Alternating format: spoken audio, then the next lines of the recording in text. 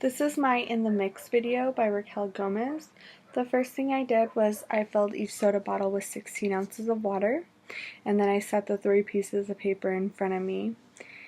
And on the first one I put a teaspoon of sugar, and then a teaspoon of baking soda, and a teaspoon of cornstarch.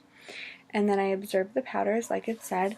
I thought the sugar was very grainy. It felt like salt, and it smells and it tastes sweet.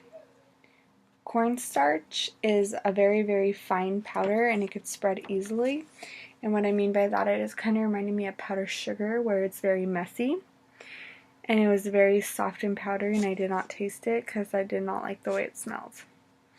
And the baking soda was white and a fine powder, soft to the touch, and it smells like I was saying before, like salt. Like, couldn't pinpoint that smell. And then the next thing I did was predict. So I predicted the sugar would dissolve into the water, only because like when making Kool-Aid and stuff, the sugar dissolves into the water. I predicted that the cornstarch would form a solution, and I also thought the cornstarch might dissolve, or some of it might sink down to the bottom. I wasn't really sure.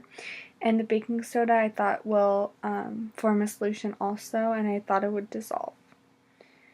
So then the next thing I did was I put each powder into the different bottles of water.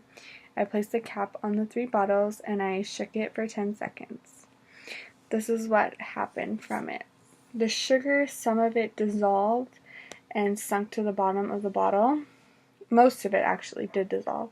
The cornstarch kind of made like a goo-like putty substance. It was kind of weird. I really didn't want to touch it.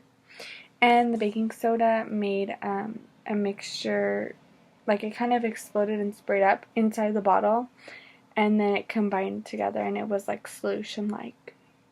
And then at the end, I thought the sugar made a solution because the sugar acted as a solute and the water was the solvent.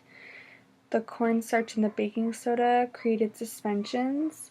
They didn't completely dissolve in water and contained some solid particles.